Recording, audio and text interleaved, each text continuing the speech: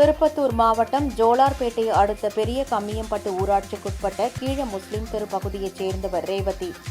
இவர் தங்களுக்கு சொந்தமான நிலத்தில் வீடு கட்டி விவசாயம் செய்து கொண்டு அங்கேயே ஆடு, மாடு, கோழி, வாத்து உள்ளிட்டவைகளை வளர்த்து வருகிறார். இந்த நிலையில் வழக்கம் போல் நேற்று இரவு ஆடு, மாடுகளை கொட்டகையில் கட்டிவிட்டு கோழி, வாத்து உள்ளிட்டவற்றை கூண்டில் அடைத்துவிட்டு தூங்கச் சென்றுள்ளார். நள்ளிரவு 2 மணி அளவில் ஆடு கத்தும் சத்தம் கேட்டு ரேவதி எழுந்து சென்று பார்த்தபோது 3 தெருநாய்கள் ஆடுகள் மற்றும் வாத்துகளை கடித்து குதறியுள்ளன. ரேவதி கூச்சலிட்டு தெருநாய்களை விரட்டி அடித்துள்ளார். தெருநாய்கள் கடித்து குதறியதில் 9 ஆடுகள் மற்றும் 2 வாத்துகள் உயிரிழந்தன.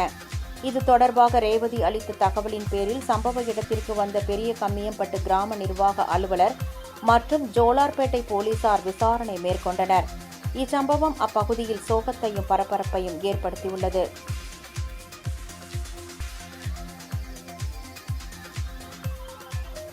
எல்லாம் மேய்ச்சி கட்டிட்டு ராத்திரி 11-12 மணி வரைக்கும் பார்த்துருந்துட்டு அதுக்கப்புறம் தான் போய் படுத்தேன். நான் படுத்த பின்னாடி 2 மணிக்கு என் பையன் வந்து பார்க்கும்போது தான் 3 நாய் கடிச்சு நின்றுக்குது.